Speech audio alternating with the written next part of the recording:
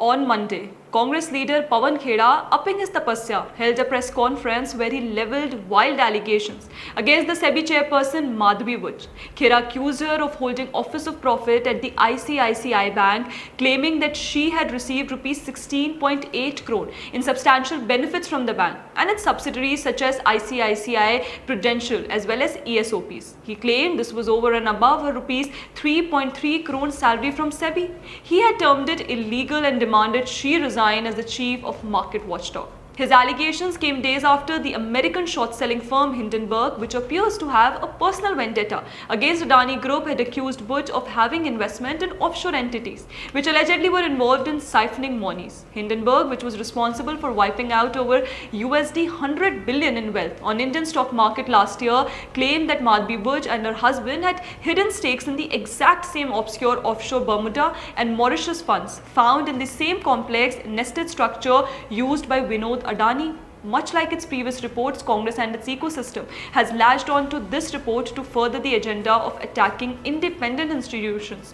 so that the investor confidence is shaken as India races ahead in the economic game. Buch obviously had denied the allegations and accused Hindenburg of tarnishing her reputation. This time too, the ICICI Bank has categorically denied any wrongdoings. The ICICI clarified that the bank has not given Buch any additional benefits other than the retirement benefits she is entitled to. Buch had opted for superannuation from 31st of October 2013, and during her employment with the bank, she got salary, ESOP, bonus and other retirement benefits as per the bank policy. The bank categorically stated that all the payments that were made to Buch post her retirement were the monies accrued when she was still employed with the ICICI. But why is the Congress, with its battery of legal and financial scam experts themselves, who could easily point out the flaw in their argument when they accuse others of financial misconduct, so keen on spreading misinformation? Well, here is how things happened. So Congress failed to taint Adani during the first round of Hindenburg allegations back in January 2023.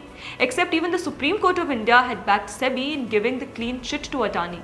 And Adani Group stocks from then have since been recovered. So now they seem to be coming for independent institutions so that their image can be tarnished by planting seeds of doubts in the minds of common citizens, investors and potential investors. Discrediting SEBI is nothing but an extension of the modus operandi to spread so much distrust that it not only shakes everyone's faith in independent institutions but also in India's growth trajectory. SEBI is the market regulator which came into being after the 1992 stock market manipulation scam with the primary aim of regulating capital markets and monitoring corporate governance, thereby preventing future scams. Well, nothing in the world can be foolproof and scamsters do find loopholes to exploit for their benefits. SEBI and other independent bodies over time have managed to keep a check on them, boosting investor confidence and morale, making India a vibrant economy.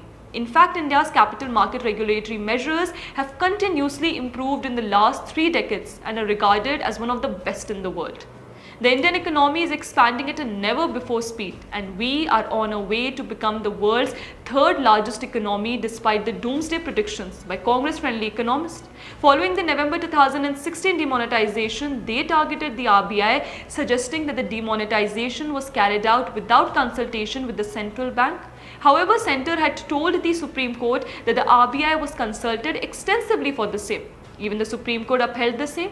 With Hindenburg allegations, they tried to kick up a storm and tried to portray India as an unfavorable destination for investment, insinuating widespread corruption. But the Supreme Court monitor investigation frustrated them after things did not turn out in their favor.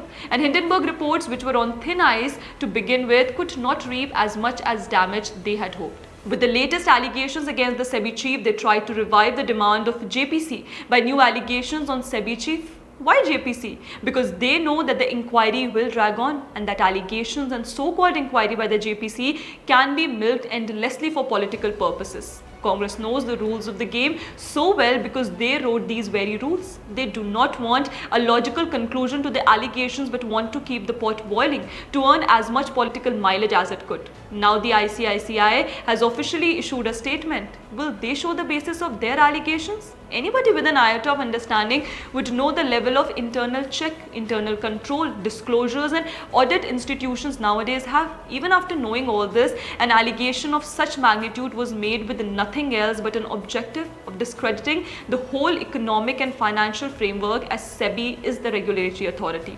After all, if India progresses with a thriving economy, the Garibi Hatao enthusiast of the last 5 decades will have no poll promises to offer.